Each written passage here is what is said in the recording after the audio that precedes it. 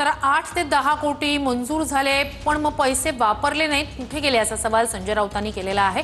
पूल दुर्घटनेवरून संजय राऊतांचा हा सवाल आहे। अजित पवारांवर सदोष मनुष्यवधाचा गुन्हा दाखल करायला हवा असं राऊतांनी म्हटलंय।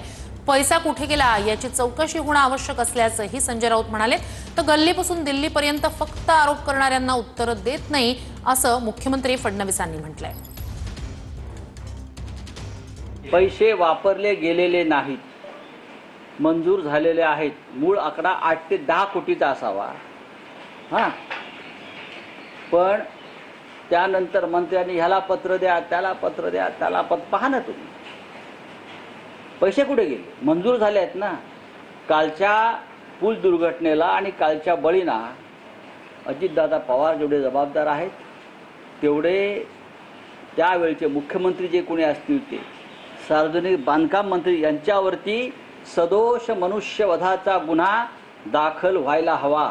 हा पैसा कुठे गेला याची चौकशी होणं गरजेचं आहे। संजय राऊतांनी एक पत्र दाखवले रवींद्र चव्हाणांचं की 80,000 रुपये या पुलासाठी मंजूर करण्यात आले आणि त्याच्यावरून आरोप केलेत की जर हे पैसे मंजूर केले तर खर्च का झाला नाही। असं आहे, काही लोक देशाच्या सेनेवर आरोप करतात, देशाच्या शौर्यावर आरोप करतात, त्यांना गल्लीपासून दिल्लीपर्यंत फक्त आरोपाचं पडलंय। मी अशा लोकांना उत्तर द्यायला बसलो नाही येते।